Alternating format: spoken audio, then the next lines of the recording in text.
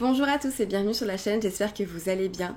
Aujourd'hui on se retrouve pour une nouvelle vidéo qui sera un update lecture. Je suis restée dans mon bureau parce qu'il fait vraiment trop chaud dans ma bibliothèque en ce moment. Et puis comme ça me permet d'avoir la lumière du jour, donc je pense que c'est un peu mieux. Bref, dites-moi ce que vous en pensez en commentaire. J'ai aujourd'hui des livres et des BD à vous présenter, donc c'est parti, on ne va pas traîner. Le premier livre que je vais vous présenter, c'est en réalité 3 livres et c'est la série Braillard University de Elle Kennedy. Pour ceux qui connaissent Off Campus, c'est tout simplement la suite.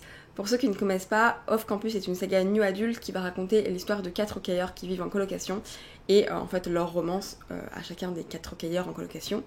Donc dans la série Braillard University, vous allez suivre des personnages annexes entre guillemets de la saga. Vous allez suivre notamment des hockeyeurs qui sont plus jeunes, donc dans l'équipe d'en dessous. Je crois qu'il y en a un qui est la même équipe qu'eux, et vous allez suivre aussi dans un tome la fille de leur entraîneur. Voilà, et en fait à chaque fois vous avez un livre, une histoire d'amour. Et comme pour la saga Off Campus que j'avais adoré, que je vous avais d'ailleurs mis dans mon top saga, que je vous mettrai juste ici si vous allez le voir, New Adult, Braillard University c'est vraiment dans la même veine. En fait pour moi il n'y a aucune différence entre Off Campus et Braillard University dans le sens où c'est vraiment le même univers, la même autrice, enfin tout est pareil en fait, c'est juste que c'est des personnages qui sont pas les personnages centraux de la première saga, mais c'est tout aussi passionnant et c'est tout aussi bien fait. Donc voilà, je vous recommande vraiment Braillard University si vous avez aimé notre Off Campus notamment, puisque c'est vraiment dans la continuité, vous n'avez pas de différence, en tout cas de qualité, sur la deuxième saga. Et du coup, je vous conseille vraiment cette saga-là si vous aimez le New Adult, que ce soit Off Campus ou Braillard University, à lire dans l'ordre plutôt. Si jamais vous aimez le New Adult, foncez parce que c'est vraiment des bons romans et des bonnes romances. Deuxième livre que j'ai à vous présenter, j'en ai parlé dans mon book haul, il s'agit de Hunger Games, donc La balade du serpent et de l'oiseau chanteur de Suzanne Collins aux éditions PKJ. Et là, la déception les amis, la déception vraiment. J'adore Hunger Games, j'adore les 3 premiers tomes, c'est vraiment bien. Et quand celui-ci est sorti, on m'a dit le début de Snow, le début des jeux, comment Snow est devenu ce qu'il est, et je me suis dit top, vraiment tout ce qui est hyper intéressant dans la saga, puisque vraiment pour moi Snow c'est un personnage qui est hyper intéressant, donc je me suis dit ça va être top, ça va être génial, voilà, il faut que je l'aie, je fonce. J'ai commencé les premiers chapitres que j'ai adoré, d'ailleurs si vous regardez mon vlog quand je suis à la campagne chez mon grand-père, je lis et au début vraiment je lâche pas. Je pense que ça me fait ça les 100-150 premières pages, vraiment addictif, ça se met bien en place, c'est intéressant.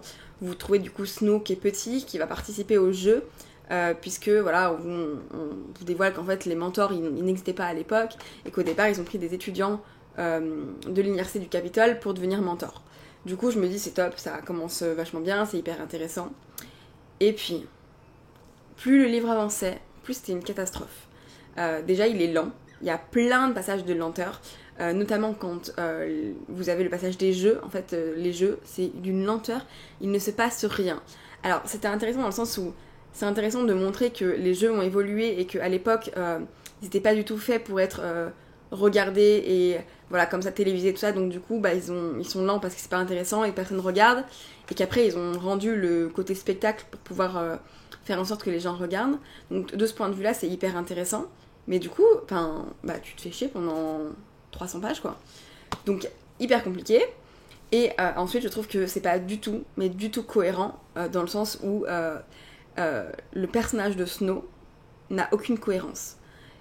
Il va être hyper humain sur certains trucs et hyper abject sur d'autres, sans que ça ait aucune logique. Enfin, je pense pas que quelqu'un qui réfléchisse comme Snow puisse avoir genre ces deux côtés-là. C'est-à-dire que, faut prendre un parti à un moment donné. Je sais que t'as envie de donner des moments d'humanité à ton personnage, mais là c'est pas logique en fait. Il y a des trucs qui sont pas logiques, donc il faut arrêter. C'est pas cohérent en fait. Tu peux pas être un personnage qui d'un coup aime les gens et a envie de les aider, et d'un autre genre déteste tout le monde et a aucun problème à les tuer, les dénoncer. Enfin voilà, c'est pas possible en fait. Pour moi c'est pas du tout logique. Du coup je comprends pas trop. Voilà, elle a voulu vraiment le rendre méchant, mais du coup c'est, et en même temps le rendre humain et attachant. Et du coup c'est raté parce que du coup il est ni l'un ni l'autre en fait, il est ni attachant ni méchant, il a aucun charisme, il est pas du tout, alors que vraiment Snow dans les 3 tomes suivants, mais il est charismatique au possible, c'est dingue. Donc voilà, vraiment grosse déception là-dessus. Ce que j'ai pas non plus aimé c'est la romance, il y a aucun intérêt à avoir une espèce de romance là-dedans, et elle nous file un semblant de romance qui n'a aucun intérêt, qui n'est pas du tout logique, qui voilà, n'est pas du tout bien mené. Enfin, à la rigueur, là, il serait un peu bien fait, ça serait intéressant, mais là, du coup, pas du tout. Et enfin voilà, c'est très triste. La fin, je trouve qu'elle est pas du tout. Voilà, encore. En fait, j'ai l'impression que ça devient intéressant au moment où ça se termine. C'est-à-dire que ce qui se passe après la fin devrait être le moment intéressant qu'on devrait avoir en fait dans le livre. Et c'est pas du tout ça. En fait, je pense que c'est pas du tout ce qu'elle aurait dû écrire. Pour moi, c'est pas le moment où Snow devient ce qu'il est en fait. Ça, c'est pas vraiment du tout ça. Enfin, je trouve que c'est pas vraiment la vraie transition. Moi, ce que j'aurais aimé savoir, c'est vraiment comment il devient la personne qu'il est, comment il arrive à la tête du Capitole, parce que ça, on le sait pas. Et ça me paraît pas logique en fait, donc voilà, c'est dommage. Le seul point que j'ai aimé dans le livre, c'est voilà, l'initiation des jeux, entre guillemets. Et c'est le seul truc qui est intéressant, c'est-à-dire comment les jeux sont devenus ce qu'ils sont et comment ils ont évolué. Et c'est malheureusement la chose sur laquelle on passe le moins de temps. Il y a le docteur, je sais plus comment elle s'appelle, là, qui est complètement folle, et la Odu, je crois, en tout cas la responsable des jeux. Et bah, elle invente plein de choses et tout ça, donc c'est vraiment un côté qui était intéressant, qui était un peu machiavélique. J'aurais aimé plus voir, en tout cas plus lire, et qu'on n'a pas eu, qu'on n'a presque pas en fait.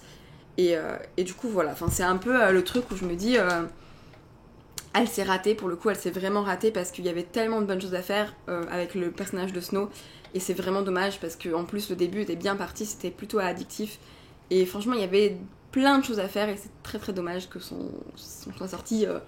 Ça, qui pour moi ne vaut pas du tout le coup. Donc voilà, personnellement, ça ne l'a pas fait avec moi. Je ne vous le recommanderais pas, à part si vous voulez perdre votre temps, mais pour le coup, vraiment, je trouve que c'est dommage. Et en plus, ça résonne pas vraiment avec le Hunger Games. Je trouve que, enfin, avec les Hunger Games basiques, la première saga, au contraire, ça la rend moins bien quelque part. Alors, ça ne la rendra jamais moins bien parce que forcément, les livres, ils sont écrits et voilà. Mais du coup, je trouve que ça enlève de la puissance au personnage de Snow. Et c'est dommage. Enfin, troisième et dernier livre avant de passer au BD, je vous présente L'Empire des Auras de Nadia Coste aux éditions Seuil. Pour le petit résumé, c'est l'histoire de Chloé qui va se retrouver dans un collège ou un lycée, je ne sais plus, mais je crois que c'est collège, qui va être mixte à sa rentrée. En fait, mixte pourquoi ? Parce que les gens ont des auras. Et on a découvert que les gens ont des auras soit rouges, soit bleues, et que la plupart des gens qui ont des auras rouges sont en prison. En tout cas, la plupart des gens en prison ont des auras rouges. Et du coup, on va faire l'amalgame facile de dire que toutes les personnes qui ont des auras rouges sont des gens mauvais, dont il faut se méfier. Et du coup, il va vraiment y avoir une ségrégation de la société bleu-rouge. Elle explique que du coup, tout le reste est effacé, c'est-à-dire plus de sexisme, plus de racisme, plus d'homophobie, rien. C'est vraiment la ségrégation bleu-rouge qui prime dans le monde et qui n'existe plus que ça. Et du coup, Chloé, qui a une aura bleue, va être au départ dans un établissement réservé aux auras bleues, puis elle va devoir basculer à un moment donné à un établissement mixte, puisqu'elle n'a pas d'assez bonnes notes pour rester dans un établissement réservé aux bleus. Et en fait, elle va se rendre compte que les rouges, eh ben, ils sont pas si méchants que ça, et peut-être qu'il y a quelque chose qu'on nous dit pas. Et du coup, je vous laisserai découvrir le livre pour savoir la suite de l'histoire, mais c'était vraiment hyper intéressant. J'avais un peu peur parce que le livre est hyper court, c'est de la littérature jeunesse, c'est écrit assez gros. Je me suis dit, ça peut être très bon ou très mauvais. C'est-à-dire que soit ça peut être un truc mais vraiment nul, c'est-à-dire voilà, basique, non c'est pareil, les bleus, les rouges, elle se rebelle, voilà, elle a plus envie, enfin le monde n'est pas vraiment mauvais en rouge, et voilà le truc cliché de base qui est simple. Et en plus, avec des personnages pas trop développés, une solution qui est facile et rapide, je me suis dit en 300 pages, j'avais vraiment peur quand j'ai lu ce bouquin, je me suis vraiment dit elle a pas creusé. Et la deuxième, c'est que ça allait être intéressant, mais j'avais peur que ce soit non plus pas assez creusé parce que littérature jeunesse, 300 pages, écrit gros, je me suis dit ça va vraiment être le truc où voilà, ça va être expédié rapidement. Et puis finalement, grosse surprise, en même temps il me faisait envie, donc je sais que voilà, en plus j'aimais bien Nadia Coste, j'avais lu Féline, ce que j'aimais bien, donc j'avais un peu plus confiance, mais j'avais vraiment peur dans le sens où pour moi c'était vraiment un sujet qui était difficile, de pas être dans le cliché, et c'était difficile de raconter une histoire qui soit intéressante et passionnante en 300 pages. Et pourtant elle a réussi à faire quelque chose qui m'a vraiment retourné dans le sens où j'ai trouvé que la résolution de l'intrigue, c'est-à-dire que le comment du pourquoi bleu-rouge, la résolution finale était extrêmement bien pensée. extrêmement intelligente. Et du coup, rien que pour ça, je vous conseille l'Empire des Auras parce que je trouve que voilà, ça m'a apporté une vraie réflexion, pour le coup, une vraie réflexion même sur la vie et sur les sentiments, sur plein de choses. Donc, je vous le conseille. Au niveau de l'histoire, vous allez avoir les éléments d'un peu de facilité qui sont propres à la littérature jeunesse, mais qui sont un peu obligatoires dans le sens où ça reste un roman jeunesse à destination d'un public jeunesse, donc forcément des personnages jeunes qui vont se rebeller contre le monde alors qu'ils ont 12 ans, des personnages adultes qui vont être peu présents, ou en tout cas qui vont pas chercher à comprendre comme chercher à comprendre les enfants, ce qui paraît pas très logique, mais en même temps, enfin c'est normal, c'est de la littérature jeunesse, donc pour le coup ça m'a pas dérangé, surtout que voilà, l'histoire comme je vous disais était bien, le fond était bien, donc voilà. On passe maintenant aux BD, et la première BD que j'ai lue cette année c'est Ce qui reste de Busquet-Xul aux éditions Delcourt, je ne sais pas du tout si je le prononce correctement. Là pour le speech, ça va parler des parents des enfants qui s'en vont en fait au pays des merveilles. C'est-à-dire en fait, bon c'est un peu Peter Pan, mais il parle pas de Peter Pan parce que voilà, c'est pas forcément la même histoire et que ça va mêler plein de gens différents. Mais en gros, c'est un peu ça, c'est-à-dire qu'un monstre va venir chercher un enfant qui va partir dans un pays des merveilles pour voilà, aider le monstre à résoudre des énigmes et tout ça. Et ça va prendre le point de vue de comment vivent les parents, enfin comment les parents vivent ces absences-là, ce qui se passe quand l'enfant disparaît comme ça et que les parents se retrouvent seuls sans leur enfant. Et du coup, je trouvais que c'était une très très bonne idée. Enfin, je trouve que le pitch de base est super intéressant.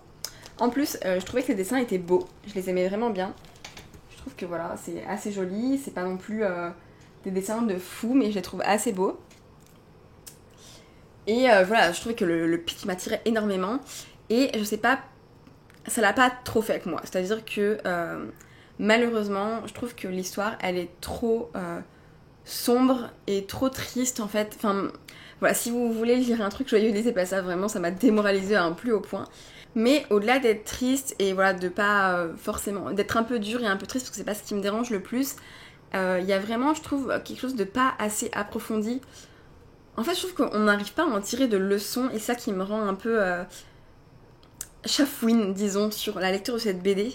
Je sais pas si je suis la seule à... Parce que je sais qu'il y a beaucoup de gens qui ont adoré, mais je trouve que finalement, en fait, la résolution apporte un semblant de morale qui, je trouve, n'est pas du tout une morale intelligente et intéressante à avoir. Je trouve que c'est pas forcément quelque chose qui va te faire réfléchir, ou tu vas te dire ouais, c'est vrai, peut-être que... Et je trouve que c'est vraiment dommage. Et en plus, il y avait plein de choses à creuser.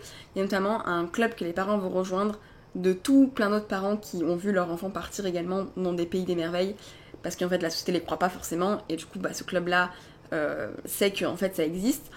Et je pense qu'ils auraient pu tellement creuser de ce côté là, du point de vue du club, tous les autres parents, et il y avait plein de choses à faire avec cette histoire, et malheureusement je trouve que ça a pris la mauvaise direction, un peu la direction de la facilité malheureusement, et du coup je suis pas dingue de cette BD, et c'est un peu dommage. Donc voilà, c'était pas un gros flop, c'était pas du tout quelque chose que j'ai non plus adoré, c'est un peu mitigé entre les deux en fait. Donc voilà. Ensuite, comme je vous le disais, j'ai rattrapé mon retard dans Princesse Sarah, donc avec les tomes 9 à 12. Donc c'est de Alouette Moretti Duclos et aux éditions Soleil. Et vraiment, j'adore toujours autant Princesse Sarah. Comme je vous le disais dans mon book haul, la série Princesse Sarah est divisée en tranches de 4. Donc vous avez les 4 premiers tomes où Sarah est petite, jeune à l'orphelinat. Vous avez ensuite les 4 autres tomes où Sarah est plus grande et ça se passe en Inde. Et donc vous avez cette série qui arrive après de 4 tomes qui va être un mix entre guillemets de plein d'endroits différents, puisque Sarah va quitter l'Inde, comme vous pouvez aller le voir au titre, puisque ça s'appelle Intrigue à Venise, et partir dans différents endroits. Bref, c'est une saga que j'ai beaucoup aimée, comme je vous le disais, c'est une saga qui ne me déçoit pas. Les tomes 5, 6, 7 et 8 sont vraiment mes préférés pour le moment. Mais j'avoue que celle-ci était très bien aussi, un peu moins bonne mais intéressante. De toute façon, j'aime beaucoup la Sarah adulte, je trouve qu'elle est très intéressante, qu'il y a plein de choses qui sont hyper intelligentes. Et vraiment, ça ressemble pas à une BD jeunesse, c'est vraiment plus adulte. Donc c'est ce que j'aime bien, et j'ai hâte de découvrir la suite parce que j'avoue que ça a un peu, même si c'était intéressant, j'ai l'impression que cette saga-là, c'est un peu une saga de transition à la saga qui va arriver après, qui je pense sera bien plus intéressante. Donc j'ai hâte d'en savoir plus sur les aventures de Sarah. Et vraiment c'est une saga de BD que je continuerai à acheter pendant un long moment si c'est toujours aussi bien. Je vous la conseille. Enfin on arrive à 2 BD dont je vous ai également parlé dans mon book haul. La première c'est Ballade de Courty, Devenay et Combet. Je vous disais un petit peu que dans mon book haul que j'aurais aimé que ce soit plus. Et je vais vous expliquer pourquoi. Pour vous faire le petit résumé de l'histoire, vous allez avoir donc Louis, qui est un post-ado de bonne famille, qui va partir dans la maison de vacances de ses parents et qui va se faire cambrioler par Francis. Et en fait, le cambriolage va pas vraiment se passer comme prévu et ils vont devenir amis et aller cambrioler d'autres maisons ensemble. Le pitch de base était super intéressant, les dessins pareil, top, j'aime beaucoup. Hop. Coloré, vraiment sympa dans les dessins. Donc tout pour me plaire. Et pareil, c'est encore un peu mitigé dans le sens où l'histoire est plutôt cool. C'est assez intéressant, c'est un bon divertissement. Mais je trouve que déjà la BD est trop courte. Il y a plein de choses qui auraient dû se passer en bien plus longtemps. Je pense notamment à la rencontre entre Francis et Louis. Je trouve que c'est pas très crédible dans le sens où en l'espace de 4 pages, ils vont se rencontrer, décider de partir cambrioler des maisons ensemble. J'aurais aimé que soit un peu plus lent, que ça prenne un peu plus son temps, surtout que ça aurait vraiment pu, je trouve, se passer autrement dans le sens où il aurait pu prendre 2-3 planches de plus pour pouvoir voilà, instaurer ce début de relation, parce que je trouve que là c'est pas très réaliste et du coup ça perd un petit peu voilà, en crédulité. Et ensuite j'ai trouvé que c'était un petit peu court sur la fin. J'aurais aimé que voilà, la résolution soit un peu plus intéressante, dans le sens où c'est pas que ça se résout pas bien en soi ou que c'est pas bon en fait la fin, mais que c'est encore une fois c'est trop rapide en fait, et je trouve en fait j'étais frustrée dans le sens où ça me paraissait pas logique que ce soit aussi rapide, que ça aille aussi vite et que d'un coup en fait paf ce soit la fin.